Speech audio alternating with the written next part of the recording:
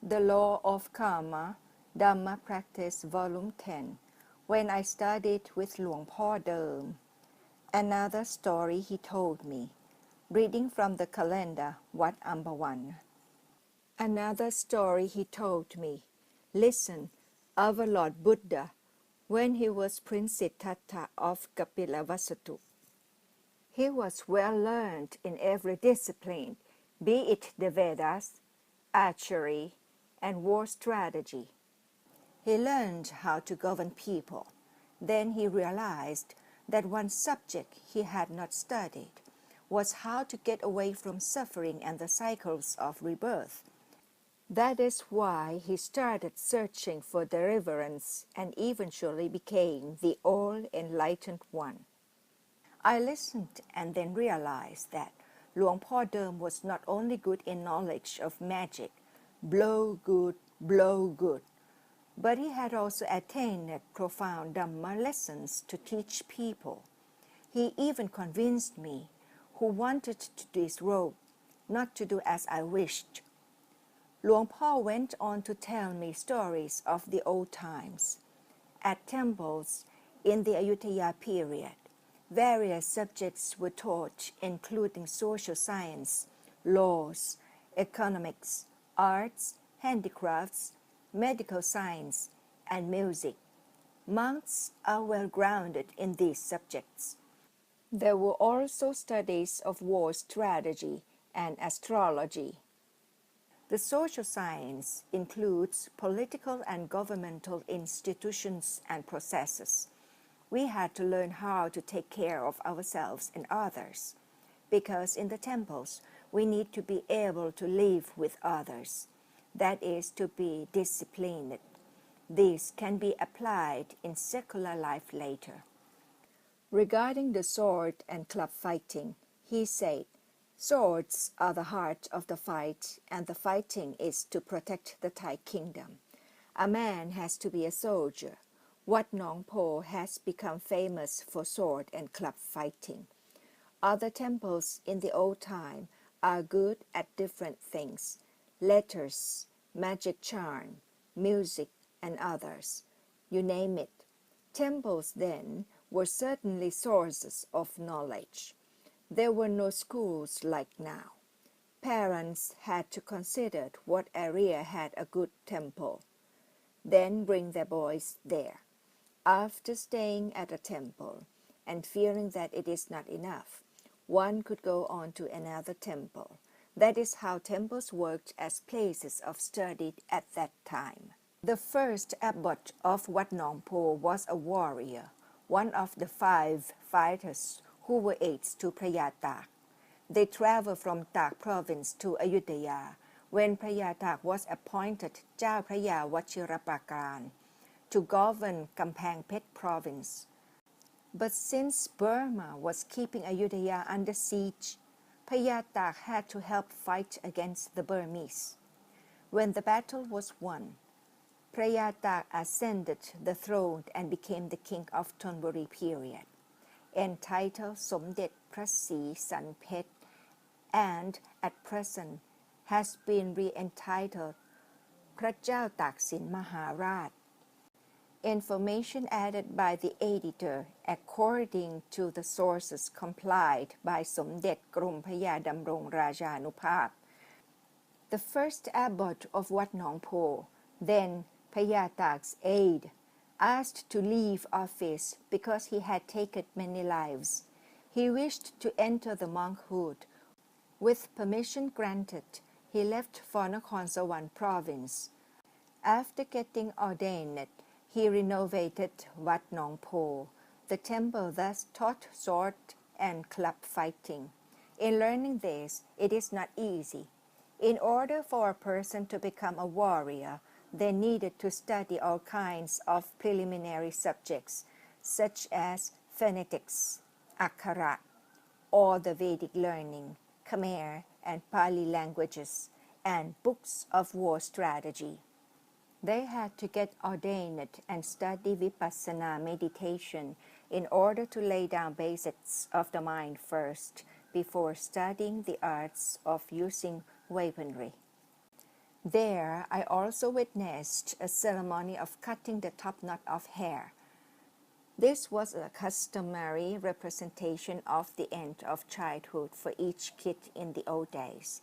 It indicated that they were now in their teens. The ceremony was held near Wat Nong Po. Seeing that I was newly ordained, Luang Doem asked whether I could chant. Certainly, was my reply. He agreed to take me there. After the chant, the Thai classical band was invited to perform fighting score, and the boys from Wat Nong Po, dressed in fighting attire, would give a performance of skillful sword and club fighting.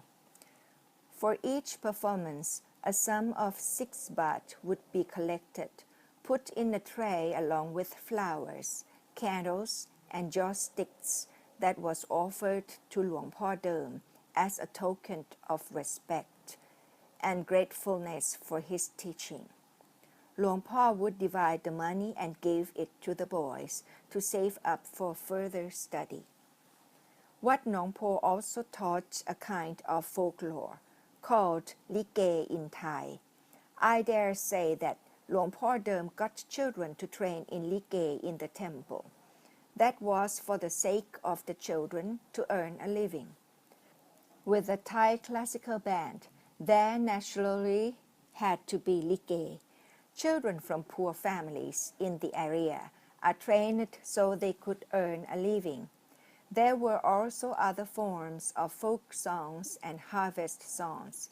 This was to preserve the cultural legacy. Luang Doem was truly a conservationist. After some time, I was still thinking about disrobing. So one day, I went to see and asked him for permission again. He looked at me and said, "Stop that for now. Do not leave the monkhood at this time. It is not time yet." On hearing this, I dared not talk about it again. But then I thought, since I was leaving anyway, I could just stay on and learn something. Perhaps I could ask for some mantras so that I would become Prince Charming, to make girls interested and get a pretty wife.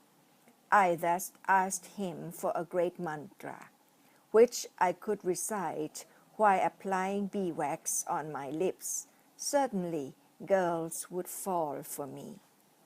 Luang Doem laughed and asked me to bring paper and a pencil.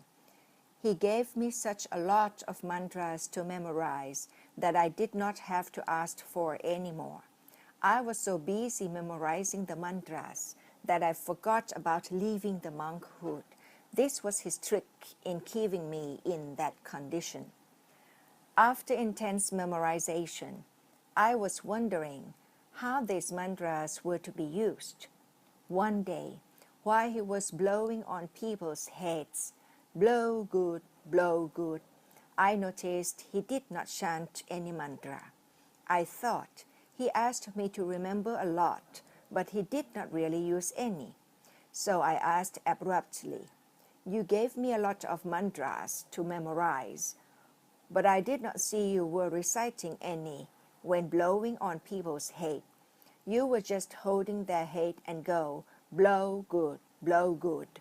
Isn't that a waste of time for me?" He kindly gave me clarification. He said, "The mantras themselves are not sacred. They are to be memorized, to be recited as a contemplation device, to get the mind fixed on a single object, so the mind can concentrate. Just as when you are crossing a river with a strong current, if the mind is not in order, it distracts. It is not powerful. Reciting mantra is necessary to make the mind concentrate more. The mantra is like a bridge. But after crossing the river, the mind has reached the destination.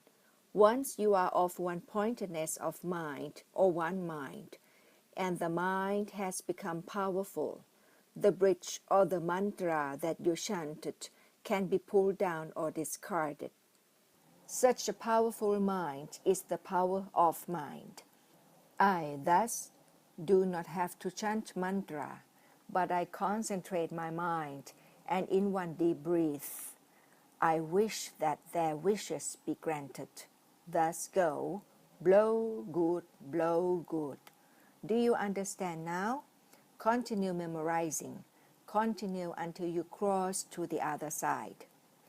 After that, he explained, first, lift the mind to the preliminary stage.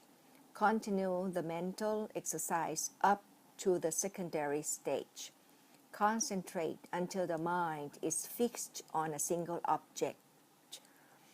That is one-pointedness of mind, or Jittas Ekakata.